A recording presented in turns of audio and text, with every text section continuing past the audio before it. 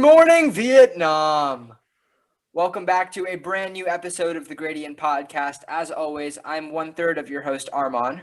I'm Jaden, who, might I add, did not understand then or now that reference. Well, frankly, my dear, I don't give a damn.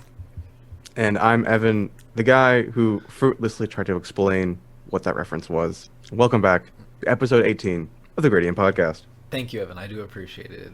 I still don't get it, right? I know it's a movie. It's about a movie.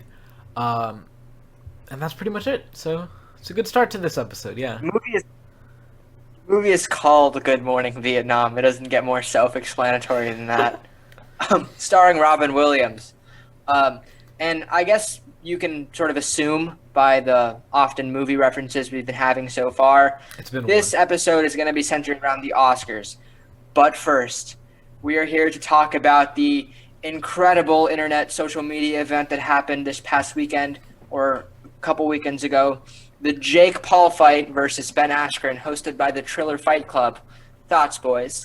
What's the deal with YouTubers getting boxing matches? Like it's something that's... See, YouTubers, they have a god complex, right? Uh-huh. That is absolutely accurate. That is so true.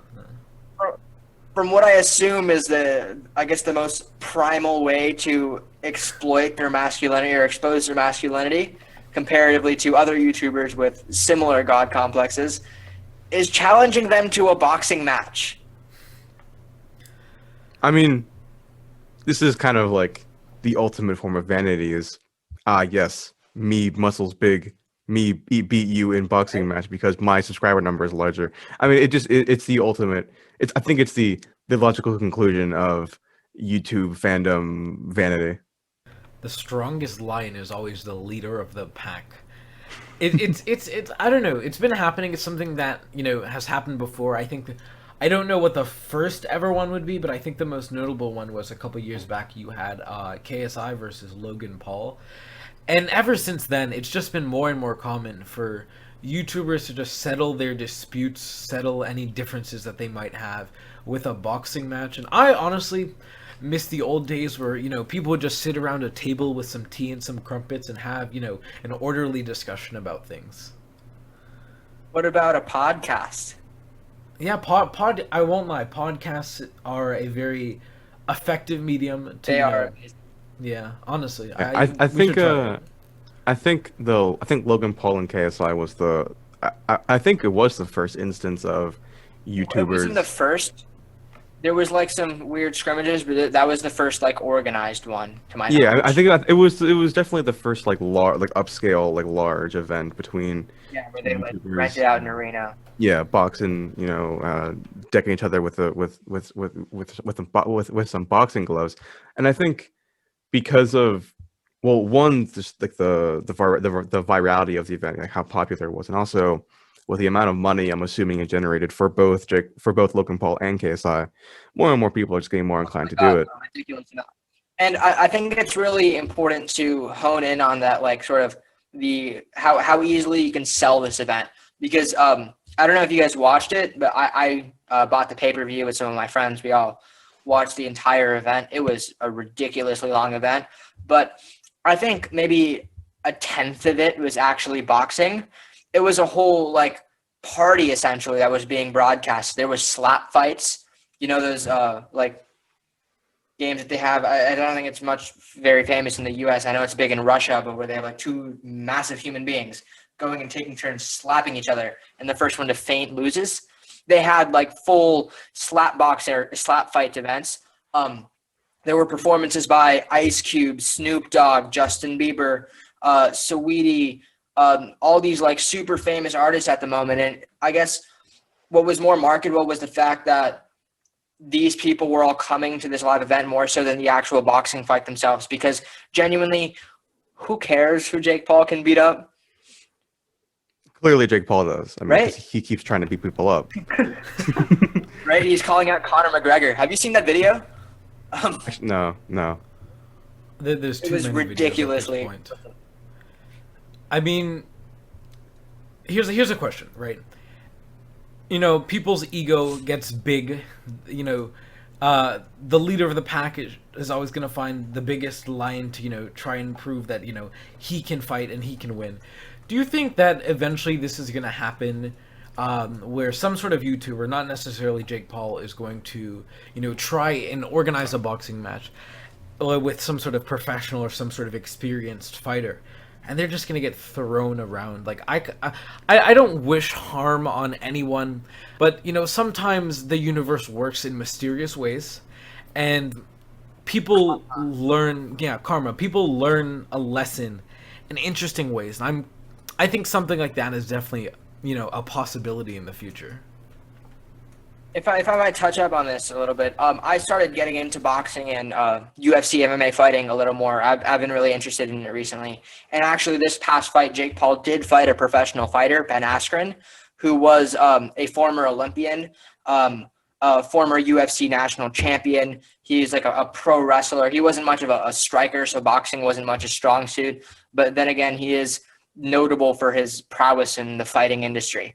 So this was sort of Jake Paul's stepping stone into going pro, because he's explicitly said that he wants to go pro. And I feel like we're becoming a YouTube commentary thing by this, and I don't like the direction it's going. Yeah, we're just slowly devolving into drama alert at this point. Right? Yeah. Next up on the news. What is this thing? He goes, let's get right. It's probably copyrighted. Okay. It's probably copyrighted. We might be sued by the Keemstar himself. Waiting for Fine Brothers Entertainment to sue us for saying the word react. Good times. But I think so.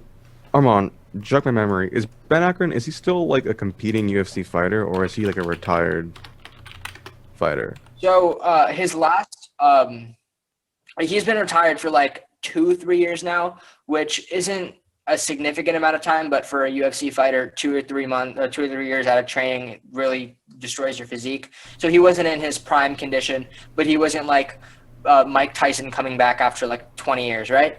It wasn't one of those cases. But his most recent fight that I'm aware of, or I'm most notable about, is he fought Jorge Masvidal, who last weekend fought Usman for the national championship. And that fight lasted, I think it was 5.1 seconds, and it was the fastest knockout in UFC history. And he got kneed to the face right when it started, and he went flat out cold.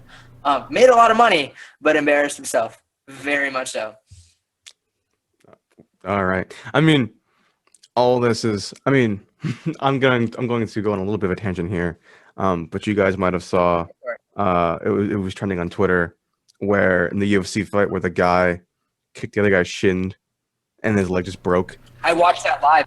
I was at a sports bar. I don't want to say the name because, like, I don't know, copyright, whatever. But me and my same group of friends were actually watching that live, and we saw his ankle. It was Usain Hall versus some American fighter whose name I don't want to like missay, so I'm not gonna bother. But it was a sight, and it was a horrible, very dismaying view. Keep going. I mean, sorry, I interrupted. Yeah, I mean, just looking at it, where it's like he kicks the guy in the shin, his leg like clearly snaps, Ankle, and then he puts all of his weight onto that broken leg, and it just folds, and he's down. Like it. I mean, I would say go look it up, but I really do not recommend you to do that. If you value your sanity. Yeah, if you value your sanity, if you value your own ability to like not have to puke on sight, I would not recommend you watch that video. But I mean, so back to the larger topic at hand though, about this Jake Paul fight. I think just overall, because of how much money, how much revenue is being generated by these big YouTuber clashes in the ring, as well as, I mean, how large of an event it was with like all the celebrities and guests and, performances. I mean, this could be like the future of YouTube, where it's just people boxing for, having like large upscale events. All the kids' toy channels are just gonna turn into boxing events and everything. We gotta put Evan's Toy Reviews in the ring. See how he fares. I mean, him versus the mini Jake Paul. I mean, I'd pay for that fight. It's not too far off to say that, it's already becoming more common, right? And I'm hoping that, people realize that settling your disputes through displays of just brute strength, isn't the best way to do that, that there are, better alternatives to that. But I don't know. I just think this, YouTube fights in general just tend to be very both interesting and questionable, to say the least. I want to go back to what Evan said about how this is sort of like possibly a future of the YouTube scene itself. I think in like the next month or so, there's a big TikTok versus YouTube boxing card fight starring like Danny Duncan, Austin McBroom, Bryce Hall, and I don't like talking about these people because we're another YouTube commentary channel, but they make a significant amount of money from it, and genuinely fair play to them if they're making their bank off this and it fits their brand. Who can tell them off, right? People can say it's embarrassing on their end, but if I was in their situations, I'd do the same thing and make $10 million off stepping in the ring for one night, right? I mean, I'm sure I would too, but I will still say it's very embarrassing. I mean, a TikTok versus YouTube boxing match. I mean, that is just, and that is reaching like post parody levels of just right? complete like internet absorption. And they're all so bad at it too, and that's why it's like an even fight. It's like I'll give an analogy, right? So you see like the World Cup soccer, where it's two of like the best teams in the world essentially going after for like the world championship, right? Imagine that's like professional boxing. Now you have the YouTube boxing scene, which is, I guess you can argue that it's having more like media traffic at the moment. So imagine a rec soccer game of two equally terrible teams getting more media coverage than the World Cup. It's interesting to watch because they both suck a ridiculous amount. So it's even in that sense, but it's also such poor skill coming from like a proper boxing and fighting perspective that it's just absurd but interesting is the best way to put it. So, moving on from the world of amateur entertainment when it comes to YouTube boxing, to what is arguably the standard for proficiency and the sign to show that you made it in the film industry, the Oscars. The Oscars was this recent weekend, and I think, the biggest story and narrative surrounding the Oscars for the past couple of years has been the level of diversity in their award winners, the level of diversity that has been portrayed in film. And I think this year was definitely a stepping stone or step in the right direction for diversity in film. Specifically with this 2021 Oscars, it should be noted that we've had the first Korean actor to ever win an Oscar. It says also she was also the second Asian woman, the first woman of color to ever win Best Director. So definitely a lot of steps in the right direction when it comes to diversity. But the question always is going to be, is it enough, and how accurate, is the representation we're seeing at the Oscars? Well, Jaden, I think the representation you see in the Oscars is strictly performative, and that is not a good thing. Just to preface my knowledge on this topic a little bit, this past like 6 or so months, I've been doing a research project for one of my AP classes, and I talked about diversity in cinematography and the boundaries of how that exists, right? And how it's changed over time depending on the politics of America, right, in Hollywood. So just to background a little more, performative activism is in sense where activism is present and diversity is present in the cinematic industry just for the sake of being described as diverse rather than truly being diverse for the betterment of society. Correct me if I'm wrong, right? So the Oscars has this tendency to nominate and display diverse actors in films that are only present strictly for being diverse. And I'll give an analogy, right? So in the Jackie Robinson biopic 42, starring Chadwick Boseman, it's actually Chadwick Boseman this time. We had to restart because I said the wrong movie. Obviously, Jackie Robinson is notable for being the first African-American baseball player in the history of the MLB. So naturally, that role had to have been played by an African American actor, and rightfully so. So Chadwick Boseman, rest in peace, took the job and performed it amazingly, and he received a lot of recognition for his role. But what we see in the cinematic industry is we see movies where the cast is diverse just for the role being forced for him to be diverse or him or her to be diverse, rather than the role just happened to be played by a diverse individual. And this is a prime example of typecasting, and it's a prime example of the wrong kind of diversity that we want to see in the cinematic industry. Mm-hmm. I don't want to say conflicting. I have differing views as to Armand. I think when you're looking at diversity in films and then representation of that diversity at the Oscars, I think the diversity itself is noticeably a leading factor as opposed to the awards, which are a lagging factor. What the awards will have to be coming after the increase in diversity. But we've seen quite an increase, I guess you could say, or just a trend where we're having films with casts that are specifically diverse in order to tell the story more compellingly. Which movies that come to mind would be like Moonlight, which had an all-black cast, Crazy Rich Asians, which of course had an Asian cast. Another notable all-black cast was not all-black cast, but a movie that specifically focused on the lives of African Americans would be Us. So I mean, like there's definitely a Black trend Panther where, as well. I mean, yeah, Black Panther, of course. Yeah. So like, there's definitely a trend that's been noticed, that's been noted, is that where we see,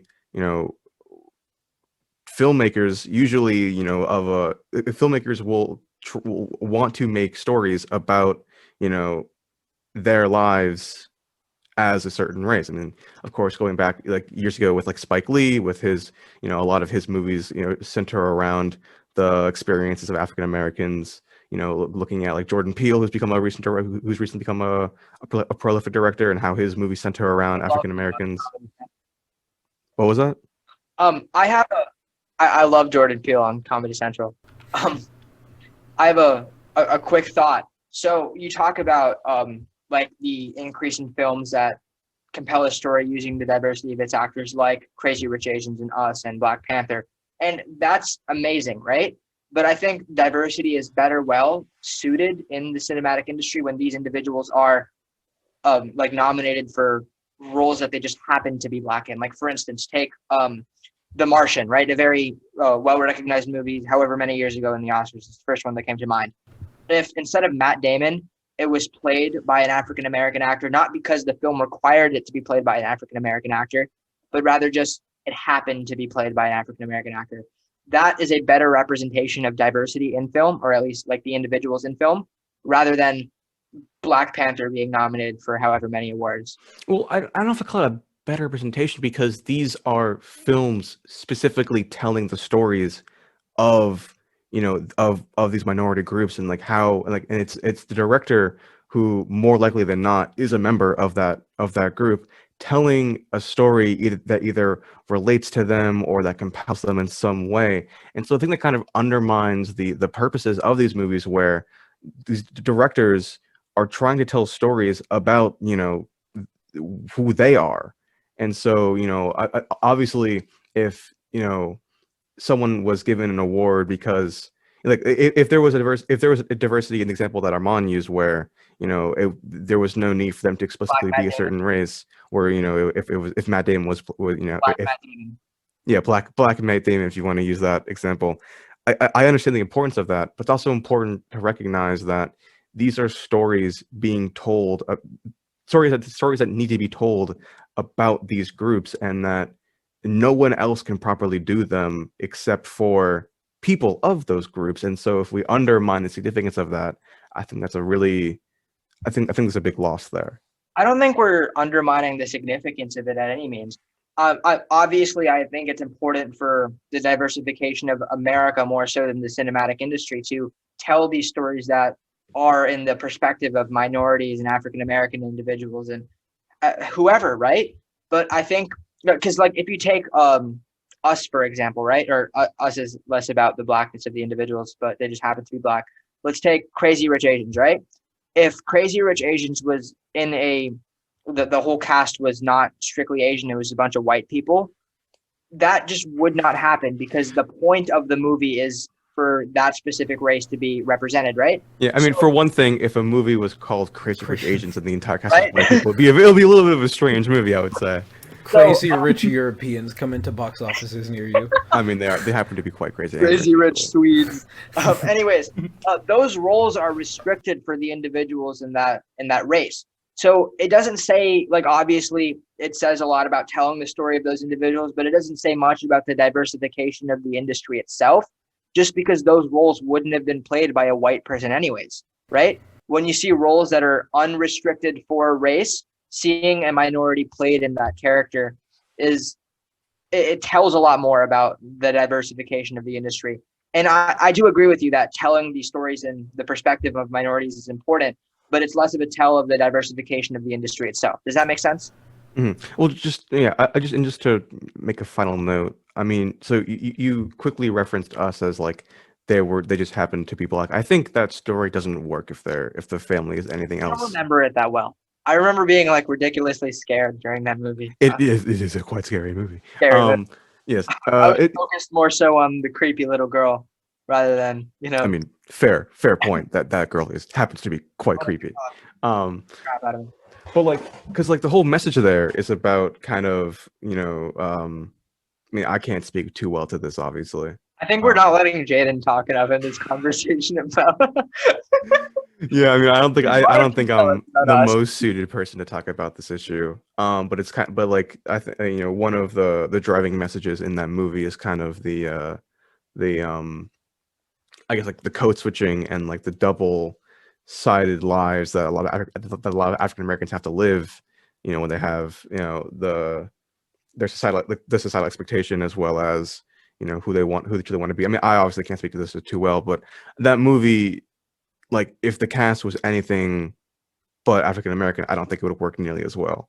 Just because that is just because the narrative and the message that it was trying to share was specifically was specifically focusing on the African American experience. I think that when it comes to representation in film, there's kind of two ways we need to look at it. The first one is going to be films that are created to portray the struggle or created to portray, a certain group of people, right? For example, Us is a great example where it is a film directed to portray African Americans and the struggles that they go through and portray them in a certain way. But you also have the films who aren't really, trying to speak to a certain audience, right? And it's diversity there is when it comes to those type of films, right? Are people of color and considered, for the same rates as non-people of color, right? Because statistically, people actually do enjoy when there's diversity in film. There was a UCLA study that was published, I believe this same year when it comes to the Oscars, and it talked about how for people of color, there's about 30% more people of color in film this year in the Oscars than there was back in 2014, and that for women of color specifically, there are 25% more who are actually represented in film. And I think like these are very important numbers, but what these numbers don't exactly tell us is, are these people in films that are written for African Americans, written to portray something about the culture of any group, right? Not just specifically African Americans, right? Or are these just films written to be published and generalize any sort of, just a general scenario, right? For example, any movie that just has a plot or any sort of theme not related to, the struggles or the identity of a certain group of people, like how are people of color being considered in those roles? Is that not what I was trying to get at with the Black Matt Damon reference? I mean, yeah, it kind of was, but at the same time, I think it's more than just, hey, can we put, people of color in place of, white people in a film? It's because I think it's really important to state that it is twofold, that it is pictures that are meant to display groups of people, right? And also pictures that are just that have no specific focus on a group of people, and how we are considering people of color for those roles, and how we can normalize, people of colors having roles in these movies that aren't, specifically designated for them in a way. We've actually I seen think this. We've seen this actually occur with surprisingly superhero movies where more actors of color will be casted in roles that were the comic book characters, Idris original comic book Elba, characters. Yeah. yeah, wasn't Oh, Idris Elba like a finalist for one of the Superman movies, right? yeah. I believe so. But yeah, but like notable examples would be like Domino from Deadpool 2, Black Canary from Birds of Prey. Those comic book characters were, largely are continue to be largely depicted as white.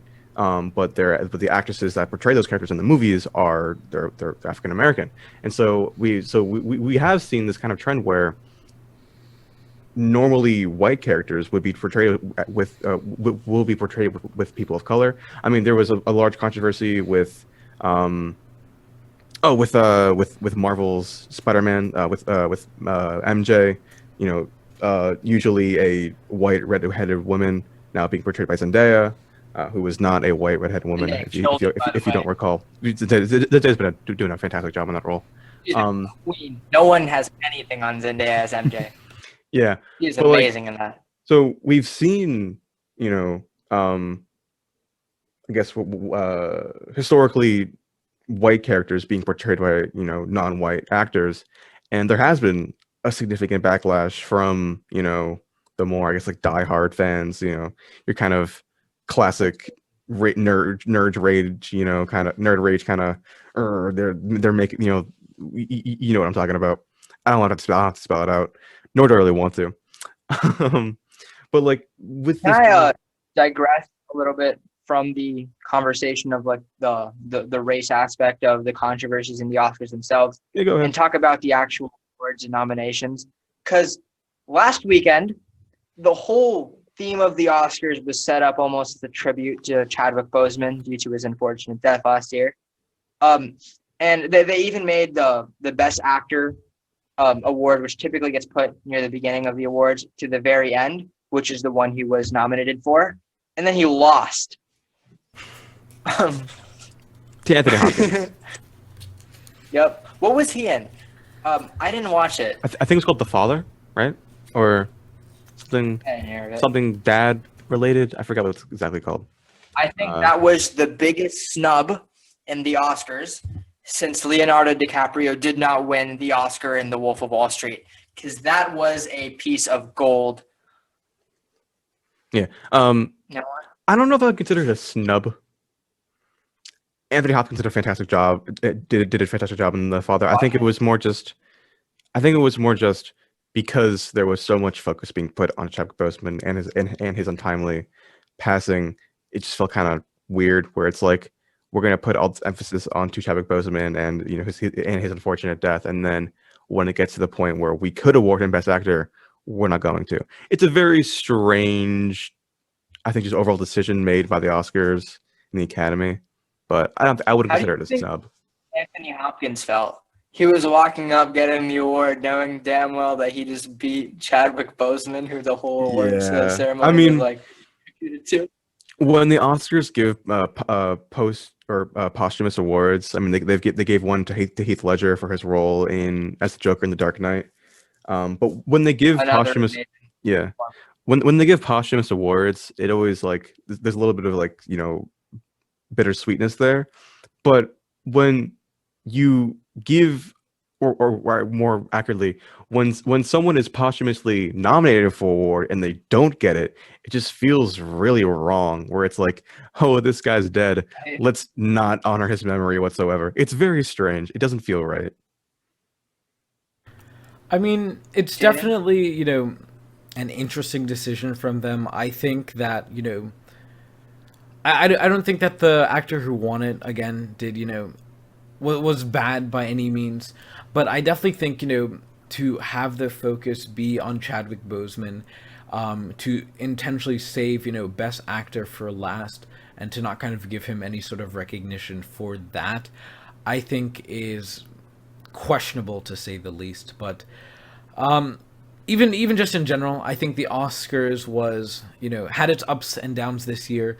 A lot of ups when it comes to diversity, but you still had the questionable decisions made by the Oscars and the Academy that you do every year. But again, just something that going forward, we just kind of hope that things get better and we see consistent improvement from them, because then I think that's when people can kind of be satisfied and be happy. All right, everyone. We want to thank you for joining us in episode 18 of the Gradient Podcast. I hope you enjoyed our discussion about, well, one, Jake Paul's prolific boxing career, as well as our discussion on the Oscars and the role that race plays in the film industry. If you enjoyed what you saw, go ahead and hit that subscribe button. You can also follow us on our socials. Our Instagram is at Gradient Podcast, our Twitter also at Gradient Podcast, and our Facebook page at GradPod. We also have a subreddit now, r/Gradient Podcast. There is still 0 posts on the subreddit, so if you want to be the first one to post on the subreddit, you can go ahead and get some free karma for that. To be fair, every episode, where we brought up the subreddit, we said there's 0 posts, but chronologically, these were all recorded very close to each other. Our past 3 were like the same day or something like that, so there's still time. You have time. You have time. I don't know how accurate that statement is. It's this one was like a week after, and then everything else was but even still, right? One thing you could do when you ultimately just decide to follow us on social media is make sure you pester Armand for not doing anything on social media. Let's just take a minute to just sit and ponder why Armand hasn't done anything with social media accounts. You know what? I've been in charge of thinking of episode ideas because Evan doesn't like to do his job there. So, who said that was my job? I don't even think Evan has a job. What is your job? Jaden's our editor and our contact man. I'm episode maker and Instagram person. My job is to be the best person on this podcast. That's my job. It's to carry this podcast. You're not doing a good job at that, then. Oh my. All right, Armand. Who are your parents' favorite hosts? My parents have objectively said Evan is their favorite. Yep, that's what I thought. All right, but. Moving on from there, so you can go ahead and follow our socials that were Expect a revival, though. Expect a revival on www.itsgradient.com, and a follow-up post on our Instagram, and our after shows are going to come back, and they're all going to be organized. So if you want to see our old relics of podcasts, go ahead and watch them. Remember, episode 2 is pretty good. We sang as a trio. Episode 2. I would be excited though. Month of May, it's John Sarah finals, AP exams. But after that, you know what comes next? It's the summer. We're free, and we've been pretty good, for these past couple of weeks, being consistent with those weekly uploads. Pat on the back to us.